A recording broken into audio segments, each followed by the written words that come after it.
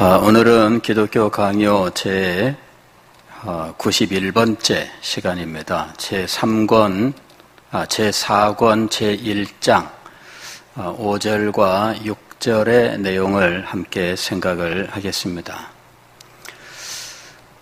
칼빈은 교회는 하나님께서 구원받은 자기 백성들을 이제 양육하고 보호하고 이제 교육하는 기관이다, 이렇게 이야기를 했습니다.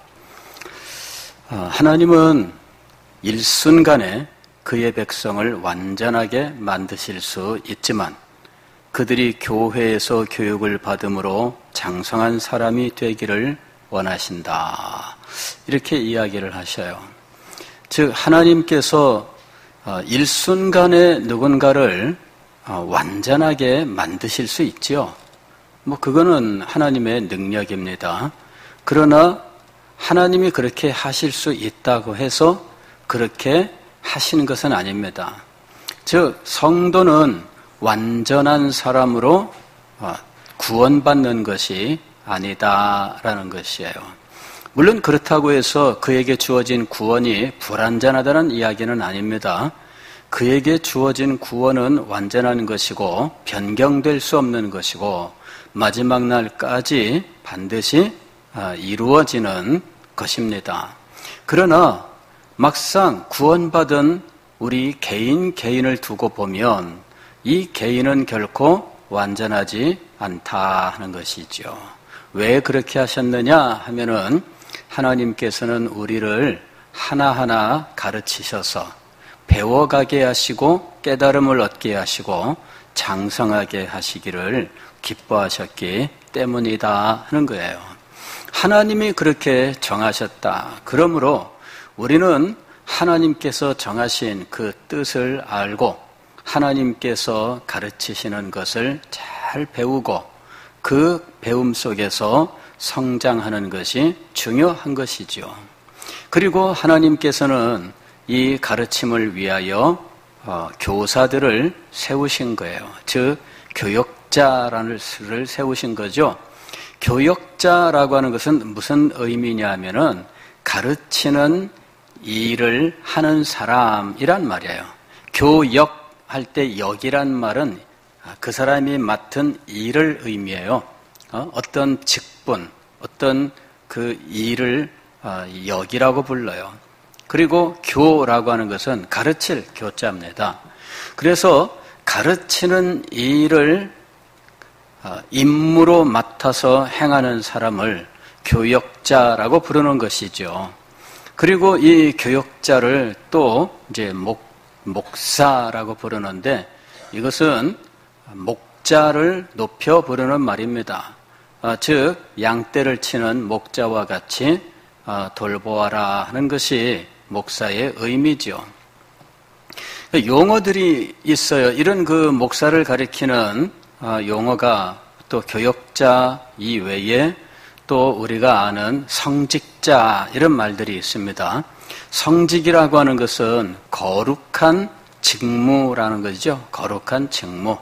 즉 거룩한 일을 하는 사람을 성직자라고 부르는데 이제 이런 명칭들에 대해서는 이제 무엇이 가장 적당하냐라는 이런 의논들도 있기는 있습니다만은 이제 우리가 이 용어들의 한계를 알고 이제 사용하는 것이 중요하죠. 지금은 이제 성직이라는 것을 미신적으로 받아들이는 것에 대하여는 그렇지 않다라는 것이 정설입니다. 즉 성직자라고 하는 이 말을 과거에는 미신적으로 사용을 했어요. 그러나 지금은 그 성직이라고 하는 것이 미신적인 의미에서 성직은 아니다라는 것이죠. 그가 맡은 일이 하나님을 섬기는 일이며 하나님께서 맡기신 거룩한 것을 감당하는 일이기 때문에 성직이에요. 그래서 개념상 성직이라고 부를 수 있는 것은 우리가 주께 받은 모든 것들이 다 성직이라고 부를 수 있어요. 그러니까 오늘날 우리들은 이렇게 이해를 합니다. 여러분들이 주님께 받은 직분이 있다면 그것이 모두 성직의 개념이라 하는 것입니다. 장로님들도 성직을 받은 겁니다. 장로님들이 하나님께서 주신 이 거룩한 직분을 받은 거예요. 그래서 이것도 역시 성직이라고 부를 수가 있죠. 권사님들도 성직을 받은 겁니다. 예, 성직을 받은 거예요. 하나님께서 정말 귀한 직분을 주신 거예요. 시무집사님들도 성직을 받으셨고, 여러분들이 주님께 받은 어떤 일이 있다면 그것은 모두 성직이라고 부를 수가 있어요. 다만 이 성직자라고 하는 이런 명칭은 사실은 과거부터 특정의 어떤 직분자들에게만 사용을 해왔었던 거지요. 그러면서 특정의 직분자들을 어떤 그 미신적으로 높이는 일에 사용되었던 적이 있습니다. 그래서 오늘날은 이렇게 미신적으로 사용하지 아니하고 그 직을 귀하게 여기고 사랑하는 마음에서, 존경하는 마음에서 성직자라고 부를 수는 있으나 미신적 의미에서 성직자라고 부르는 것은 성경적으로 합당치 않다 하는 것입니다. 그리고 성직이라고 하면 교회 안의 모든 직분자들이 다 성직을 받아서 거룩하신 하나님을 섬기는 사람들이다, 이렇게 확장해서 각자 자기가 받은 직분을 소중하게 여기고 충성을 다하는 것이 합당합니다. 자, 어쨌든 오늘은 이 교역이라고 하는 이 가르치는 일에 대해서 함께 생각을 하려고 합니다. 오늘 우리가 읽은 성경 말씀 이사야서 59장 21절 말씀은 칼빈은 이 구절에 대해서 하나님 나라를 구별하는 표지라고 이야기를 합니다. 즉, 이 성경 말씀은 말세에 이스라엘이 하나님께 구원을 받고 회복을 받게 되는데, 그때 그들 가운데 이루어질 일에 대하여 하나님께서 언약하신 것을 말씀합니다. 자, 하나님의 언약이 어떤 내용입니까? 나의 언약이 이러하니 곧 내 위에 있는 나의 영과, 즉 이 회복된 하나님의 백성들 위에 성령이 임하신다라는 거예요. 두 번째로는 내 입에 둔 나의 말이, 즉 입술에 하나님의 말씀을 주셨는데 그 말씀이 이제부터 영원하도록 내 입에서와 내 후손의 입에서와 내 후손의 후손의 입에서 떠나지 아니하리라. 이것이 회복된 이스라엘의 특징이에요. 이 일을 하나님께서 언약, 즉 약속하셨다 하는 것이죠. 성령과 말씀, 이거를 이 회복된 이스라엘에게 하나님께서 약속하셨어요. 이것은 누구에게 적용된 것이냐 하면 오늘날 신약교회에 적용된 겁니다. 구약성경에서 예언한 이 회복된 이스라엘 백성은 신약교회를 가리키는 거예요. 그래서 신약교회의 이 특성이 그대로 적용된 겁니다. 성령께서 교회에 임하셨고, 신약교회 성도들은 구약 성도들과 달리 성령이 임한 사람들이에요. 구약시대에는 성령이 일시적으로 누군가에게 임할 수 있습니다. 그래서 그 사람의 지혜와 능력을 특별하게 하시는 일이 있습니다. 그러나 신약교회 성도들처럼 성령께서 그 속에 들어와 계시고 영원하도록 그와 함께 하시는 이런 역사는 일어나지 않았어요. 구약과 신약 성도들의 차이가 거기에 있죠. 신약 성도들은 탁월한 은혜를 입었습니다. 하나님의 성령께서 그에게 임하셨어요. 두 번째로 신약 교회에 하나님께서 주신 놀라우신 은혜는 말씀의 역사예요. 말씀의 역사. 말씀의 역사가 내 입에서와 내 후손의 입에, 내 후손의 후손의 입에 이렇게 대대로 이어가는 영영토록 이렇게 얘기합니다. 영원하도록 네 입에서와 네 후손의 입에서와 네 후손의 후손의 입에서 떠나지 아니하리라. 하나님의 말씀이 입에서 떠나지 않는다라는 말은 무엇이냐 하면 말씀을 가르치고 배우는 일이 계속된다라는 말이에요. 입에서 떠나지 아니한다. 여러분, 옛날에 우리나라에서도 교육을 할 때 그렇게 했습니다. 처음에 서당을 가게 되면 서당에서 훈장님께서 먼저 글을 읽어요. 천자문을 앞에 펴놓고 하늘천 따라지 가마솥에 누룽지 이렇게 이제 해요. 그러면 아이들이 따라하죠. 하늘천 따라지 가마솥에 누룽지. 그 다음에 이제 또 훈장님께서 계속 하시죠. 빡빡 긁어서 마당 쇠는 한 그릇 나는 두 그릇 이러는 거예요. 그러면은 학생들이 따라합니다. 예, 빡빡 긁어서. 근데 어떤 애가 뻑뻑 긁어서 그랬어요. 이 녀석아 뻑뻑이 아니라 빡빡이다. 한대 회초리로 맞는 거죠. 그래, 아이들은 글자가 어떻게 생겼는지 알기도 전부터 따라하는 것부터 하는 거예요. 따라하는 것부터. 이래가지고 그 곡조가 있어요. 곡조가 이 보면은 앞뒤로 흔들든지 좌우로 흔들든지 어쨌든 이 박자를 맞춰가면서 하늘천 따라지 하다 보면은 며칠 따라하다 보면은 글자는 다 모르는데 이건 다 따라할 수 있게 돼요. 그러면서 책을 가지고 보면서 자기가 이 박자에 맞춰서 하다 보면은 어느 사이에 천자문을 다 떼는 거예요. 그게 옛날 공부 방법이죠. 그냥 따라하는 거예요. 그러니까 입에다가 완전히 붙여놓는 거죠. 입에다 붙여서 계속 따라하면 훈장 선생님은 앞에서 계속 자기의 입에서 천자문을 말해요. 학생은 그 앞에서 천자문을 따라가요. 이게 가르치는 것과 배우는 것인데 천자문이 입에서 떠나지 아니하며 라는 것입니다. 천자문이 입에서 떠나지 아니하며.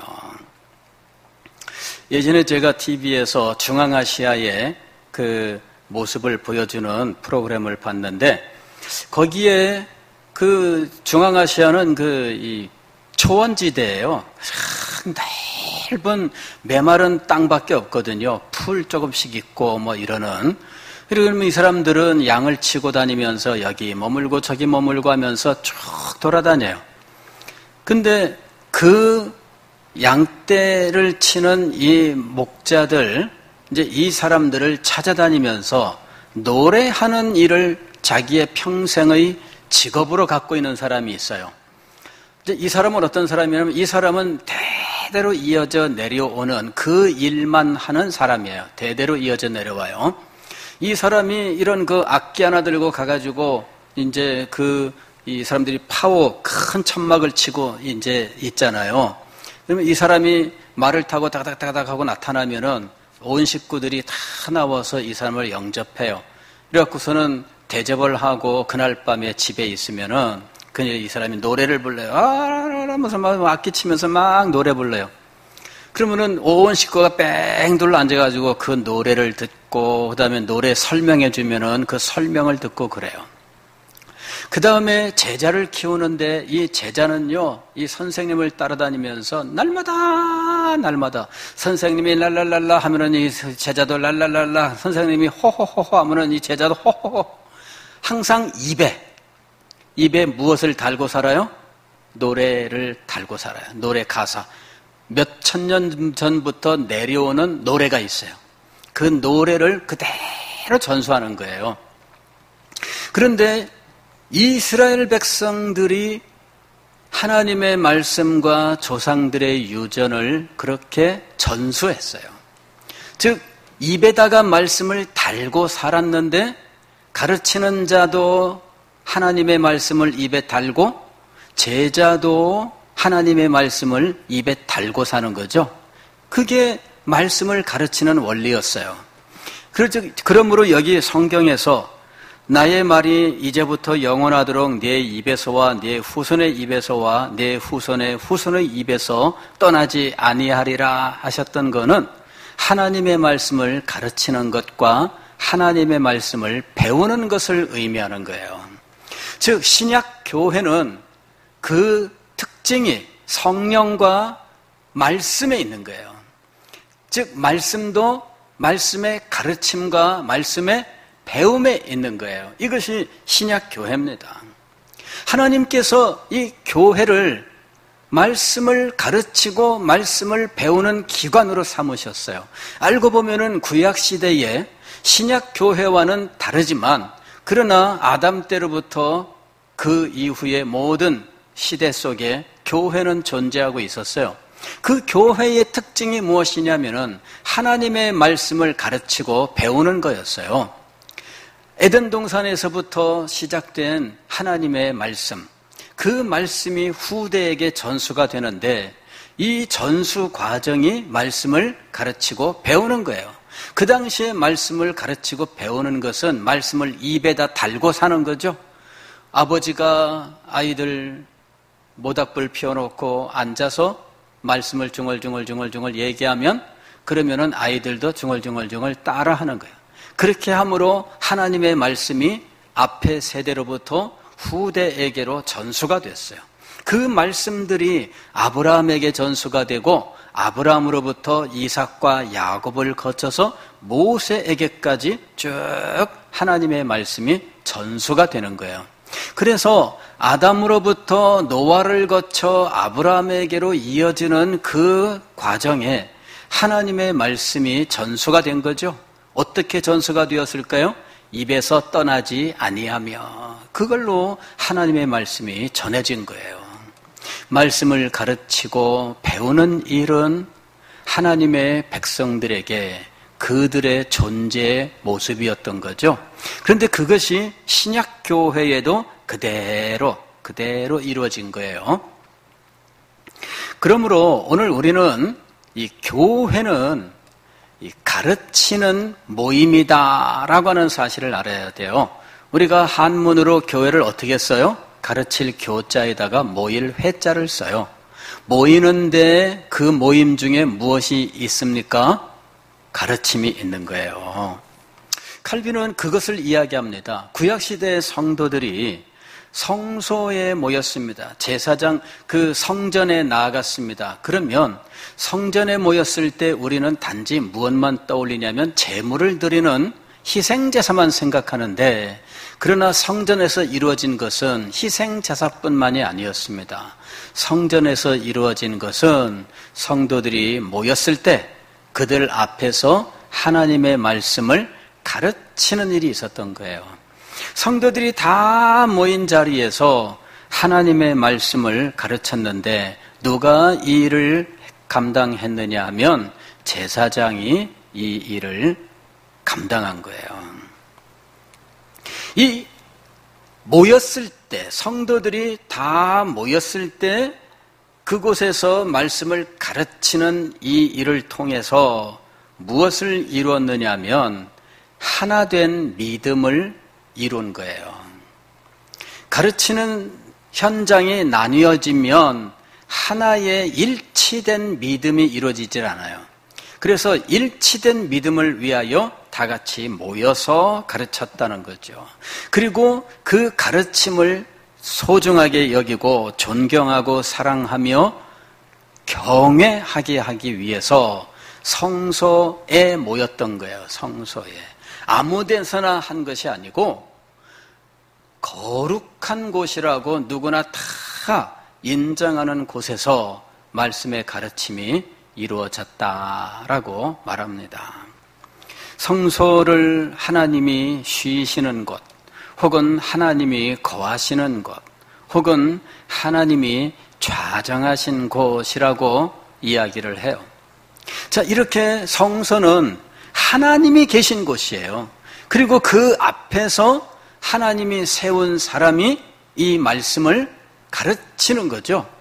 그래서 그 앞에 모인 사람들은 하나님 앞에서 하나님이 세운 사람을 통하여 하나님의 말씀을 배우게 되었다 하는 겁니다. 그래서 사람들은 하나님을 경외하는 심정을 가지고 하나님이 세운 사람이 가르치는 하나님의 말씀을 성실하게 배워야 했다 하는 것입니다. 하나님은 자기 백성을 가르치는 일을 천사에게 맡기지 않으셨다. 칼빈은 이렇게 이야기합니다. 천사에게 맡기지 않으셨다. 누구에게 맡겼느냐? 사람에게 맡기셨어요. 구약시대에는 제사장을 말씀의 해석자로 삼으셨고, 신약시대에는 목사와 교사를 말씀의 종으로 세우셨다는 겁니다. 이것을 통하여 하나님은 두 가지로 우리들을 살피셨다는 거죠. 하나는 우리가 순종하는가, 그걸 보시는 거예요. 우리가 순종하는가. 사람을 말씀 사역자로 세우셨어요. 그러면 사람들 중에는, 성도들 중에는 혹시 이런 생각을 하는 사람이 있을 수 있습니다. 저 사람이나 나나 뭐가 다른데? 이렇게 생각할 수 있죠. 그러잖아요. 저 사람이나 나나, 목사나 나나 뭐가 달라? 그런 생각할 수 있는 거예요. 말씀을 가르치는 데 있어서 저 목사는 햇병아리고 나는 50년 동안이나 설교를 들은 사람이에요. 그럼 내가 더 낫지 않을까요? 자, 이런 어떤 그 말씀을 전하는 사람에 대하여 사실은 이 존경심이 없는 사람들도 분명히 있습니다. 그리고 말씀을 가르칠 때 그 말씀 자체에 대해서도 마음을 기울이지 않는 사람들이 있어요. 또는 자기 마음에 들면 아멘 하지만 마음에 안 들면 시험 들었다고 말하는 일들도 얼마든지 있어요. 왜 하나님께서 천사를 세우지 아니하셨을까? 천사를 세우셨으면 최소한 그런 일은 없을 거 아니에요. 그죠? 근데 칼빈은 그 부분에 대해서 이렇게 이야기를 해요. 하나님은 말씀을 배우는 자들에게 이중의 유익을 주셨는데, 첫째는 그들이 순종하는가 순종하지 않는가를 시험하시기 위해서. 순종하면 복을 받고 순종하지 않으면 복을 받지 못하고, 이것이 하나님께서 사람을 말씀의 사역자로 세우신 목적 중에 하나라는 거죠. 두 번째로는 우리의 연약함 때문이다라고 이야기를 해요. 우리의 연약함. 왜냐하면은 천사가 말을 하면은 우리가 기쁨으로 그 말씀을 듣지 못합니다. 두려움으로 나가지, 두려워하고 피하고 그런 식으로 하지 기쁨으로 듣질 않아요. 자, 이 우리의 연약함, 이건 뭐냐면은 예수님께서 육신을 입고 이 땅에 오셔서 우리의 연약함을 채울하셨다라고 이야기를 합니다. 예수님께서 육신을 입고 이 땅에 오셔서 우리의 연약함을 불쌍히 여기셨다라는 말이에요. 우리의 연약함을. 그러니까 우리가 천사가 우리 가운데 와서 말씀을 가르친다면 천사는 육신을 입은 우리와 똑같지 않습니다. 그래서 천사가 예수님처럼 우리를 긍휼히 여기는, 즉 우리와 같은 시험을 받으셨고 우리가 연약하고 부족한 모든 것들을 아시고 우리가 얼마나 이 의식주 때문에 우리의 삶이 어려움을 겪는지도 다 아셔요. 그런 분이 우리를 긍휼히 여기셔서 함께 하셨던 거죠. 왜 하나님은 말씀 사역자를 인간 가운데 세우셨느냐? 그리고 인간 가운데 세움받은 이 말씀 사역자는 우리가 생각하는 것처럼 완전하지 않아요. 여러 가지로 훈련을 받고 연단을 받고 하지만 그러나 사람마다 다 달라요. 말씀 사역자들도 그 개성들이 다 있고 약점들도 다 달라요. 그래서 이 약점이 있는 사람들을 왜 하나님께서 세우셨느냐? 우리의 연약함 때문이다. 왜냐하면은 우리가 천사 앞에서 말씀을 듣는 것은 기쁨이 아니라 어려움일 수밖에 없어요. 우리들은 죄인이잖아요. 그리고 또 말씀 사역자도 마찬가지입니다.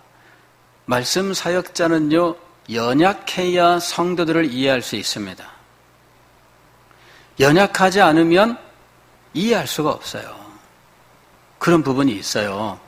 예전에 제가 몇 차례 이야기를 했는데 서울대 다니는 공부 잘하는 학생 이야기, 그죠?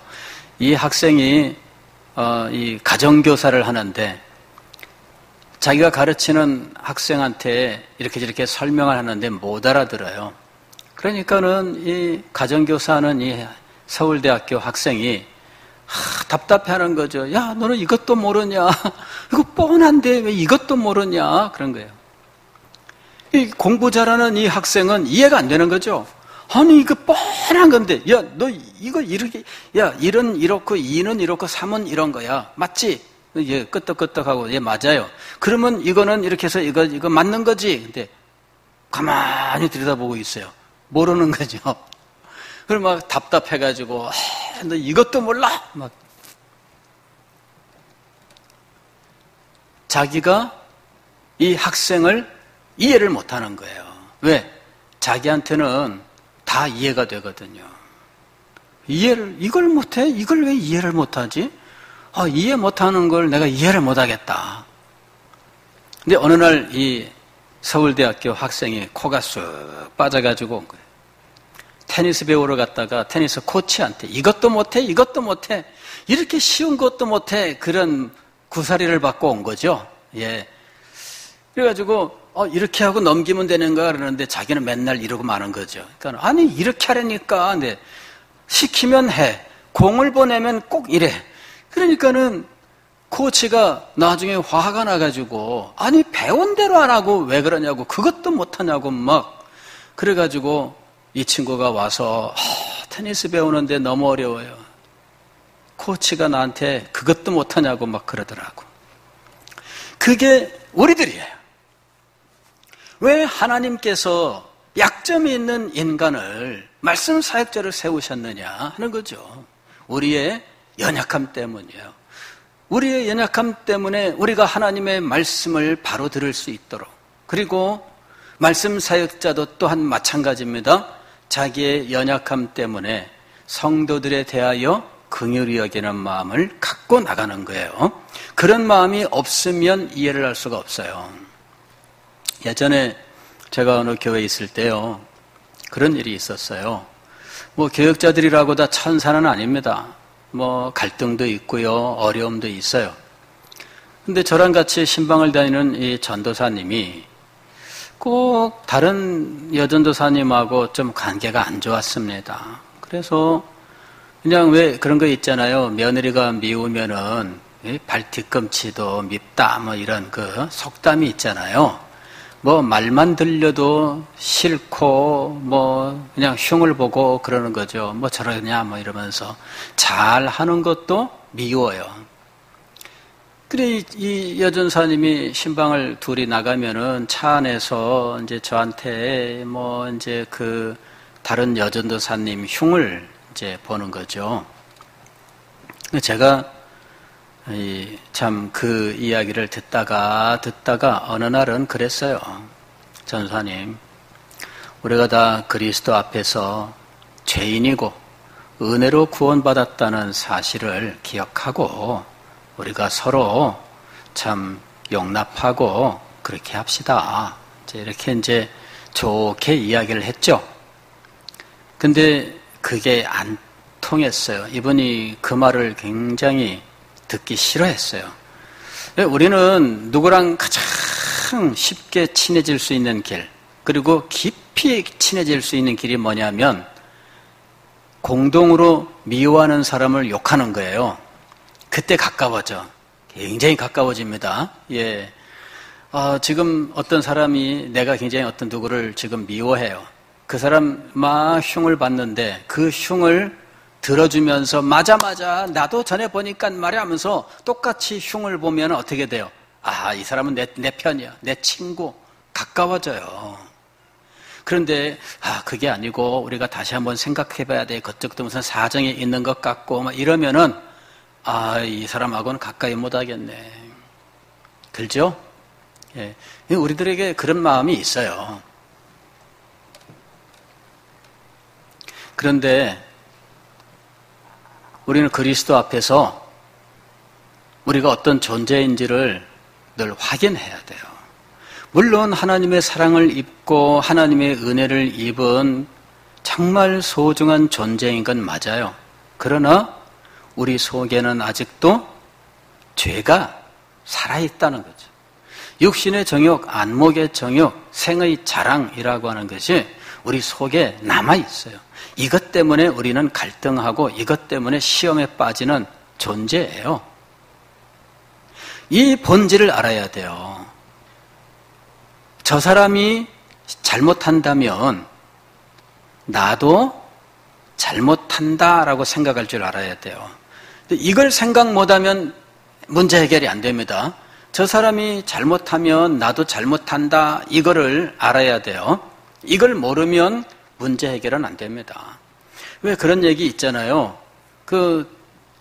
어떤 아이가 굴뚝 청소하러 들어갔어요. 우리나라는 그런 게 없었지만 왜 외국에는 굴뚝이 이렇게 있어가지고 거실에서 장작대가지고 이 실내를 덮이잖아요. 우리는 온돌로 난방을 했지만 거실에 있는 장작 태우는 그 난로에 지붕으로 올라가는 천정이 그 굴뚝이 있었잖아요. 굴뚝 청소하는데 한 어린이가 그 굴 속으로 들어가서 이 두껍게 있는 이 연기 숯 같은 그거 다 제거하고 이제 나왔어요. 그런데 한 친구는 껌정이 묻고 한 친구는 껌정이 안 묻었어요. 누가 세수를 하러 갔겠는가 하는 질문이죠. 껌정 묻은 친구는 가만히 있는데 얼굴이 허연 친구가 세수하러 간 거죠. 왜 그랬을까요? 자기 친구 얼굴에 껌댕 보고 자기도 껌댕이 있는 줄로 알고 세수하러 간 거예요. 저 사람이 잘못한 것이 보이면 나를 돌아보는 것이 지혜로운 거죠. 그렇게 못하면 문제입니다.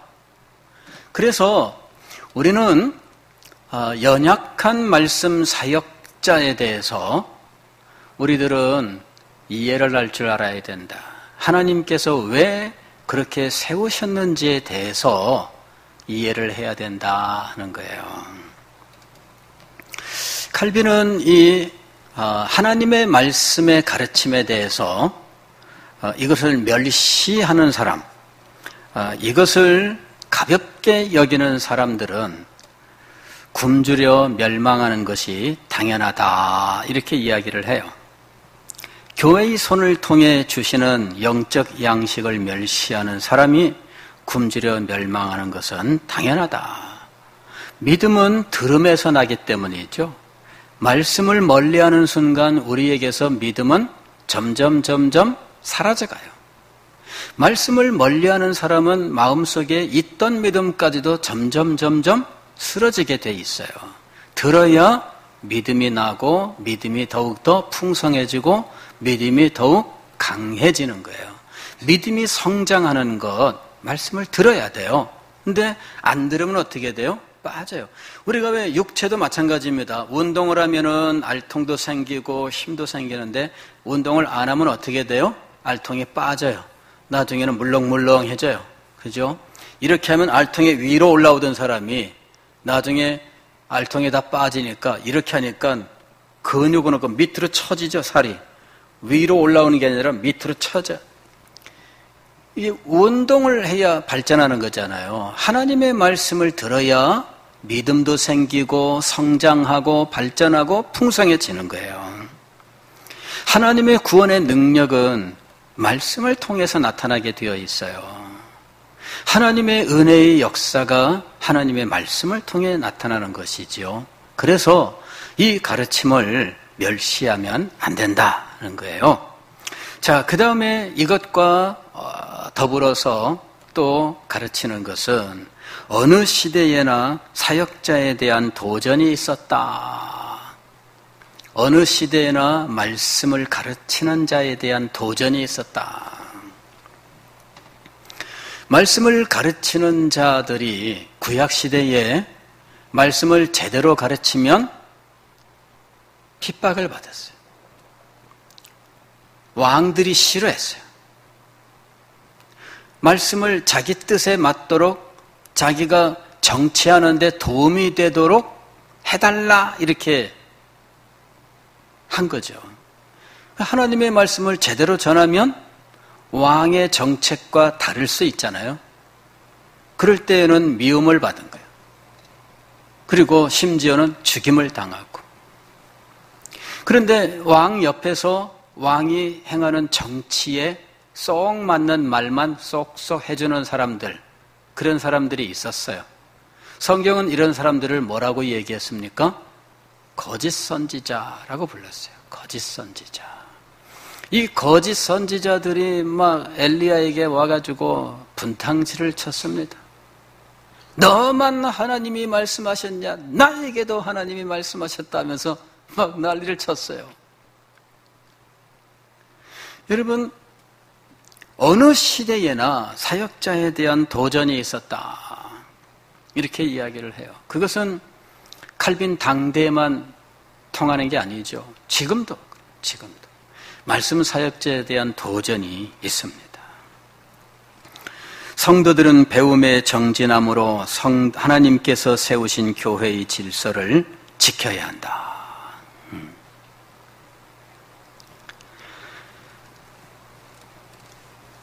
그런데 우리는 여기서 이제 이것을 알아야 돼요. 교역의 영광과 한계예요. 즉 말씀을 가르치는 일의 그 직분의 영광과 한계죠. 이 하나님의 거룩한 뜻을 섬기는 일이고 그 일에 하나님의 은혜와 능력이 함께 하셔서 놀라운 일들이 일어나기 때문에 그 일을 맡아 섬기는 일은 영광스러운 일이에요. 사도 바울은 고린도후서 3장에서 고린도교의 성도들에게 너희는 우리가 쓴 하나님의 편지다. 근데 이 편지는 어떻게 쓰여졌느냐 하면 하나님의 성령의 역사로 말미암아 쓰여진 편지예요. 성령의 역사로 쓰여진 편지다. 그렇게 이야기를 해요. 그런데 분명히 기억해야 될 것은 그것이 나에게서 나온 것이 아니다라는 거예요. 나에게서 나온 것이 아니다. 사도 바울은 우리가 이 보배를 질그릇에 가졌으니라고 이야기를 해요. 질그릇은 뭡니까? 사도 바울 자신, 인간이에요, 인간. 근데 인간 속에 보배를 가지고 있어요. 그것은 하나님의 것이에요. 그러니까 말씀 사역자들이 기억을 해야 될 것은 내가 하나님의 말씀을 가르치고 하나님의 말씀을 선포해서 생명의 역사가 나타나고 사람들이 은혜를 받고 놀라운 역사들이 능력이 나타났을 때 이것이 나에게서 나온 것이 아니다라고 하는 사실을 깊이 새겨야 된다는 것이죠. 하나님, 이 모든 것은 하나님께서 행하신 일입니다. 저는 단지 주님께 쓰임받은 그릇에 불과합니다. 그릇 중에서도 저는 질그릇에 불과합니다. 사도 바울은 이 의식을 가지고 있었어요. 그를 통해서 나타나는 능력들이 얼마나 놀라웠는지. 에베소에서 사역을 할 때에는요, 사도 바울이 지나가는 그 길에 사람들이 손수건 같은 거를 깔아놓고 혹시라도 사도 바울 몸에 스쳐서 그 손수건 가져다가 병자 몸에 대면은 병이 나을까? 그런 기대를 가지고 할 정도로 사도 바울을 통해 놀라운 능력들이 나타났어요. 그러나 사도 바울은 자기 자신에 대하여 나는 질그릇이다. 그 얘기하는 거죠. 난 질그릇이다. 즉 말씀을 가르치는 사역이 정말 귀하고 영광스러운 것이지만 사역자 자신은 언제나 자기 자신을 질그릇이다. 주인이 기쁘게 쓰시도록 하나님이 주인이 귀하게 쓰는 그릇은 어떤 그릇일까요? 큰 집에는 금 그릇도 있고 은 그릇도 있고 질 그릇도 있고 나무 그릇도 있어요. 그러나 주인은 어떤 그릇을 쓴다고요? 깨끗한 그릇을 쓰시느니라. 사도 바울은 이 그릇의 원리를 알았어요. 자기는 질그릇입니다. 그러므로 자기 능력은 자기에게서부터 나오는 것이 아닙니다. 그런데 내가 할 일은 무엇이냐면 이 질그릇을 깨끗하게 준비하여 주인께서 쓰시도록 하는 것이죠. 이것이 교역자가 가져야 되는 자세입니다. 성도들은 어떤 자세를 가져야 하느냐? 두 가지예요. 하나는 능력이 목사에게서 나오는 것이 아니다라는 것을 분명히 하라 그 얘기입니다. 능력이 목사에게서 나오는 줄 알아서 목사가 잘못 행할 때에 무비판적으로 따라갔던 사람들이 있습니다. 그죠? 최근에도 물론 오래전부터 이단 판정을 받은 사람이지만 이 사람이 교회 안에서 자기를 신처럼 따르는 여성도들에게 못된 짓을 했어요. 세상법정에 고소가 돼가지고 형을 받았는데 15년 형을 받았나? 최근에. 그죠? 서울에 굉장히 구로구에 엄청나게 큰 그런 교회가 있죠.